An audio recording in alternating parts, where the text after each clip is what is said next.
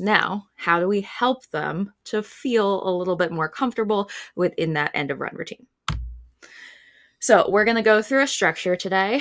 It's going to feel like there are a lot of steps to it, but those steps are just split down into little pieces. So even though there are technically 14 different steps, each step only has a little itty bitty change so that you can build that end of run routine to be really, really strong and not accidentally like miss little steps here and there and add in accidental frustration or confusion or anything like that.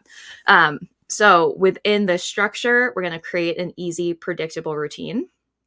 So we're going to make it, no matter what is happening around your dog, easy for them to understand what they're going to do. And then we're going to make delayed reinforcement part of that picture.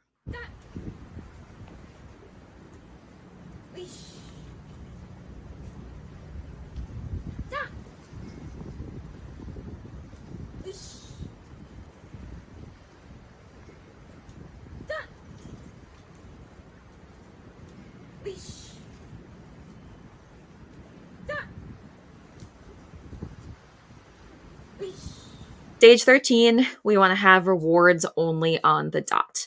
So we're now having no rewards for the leashing at all.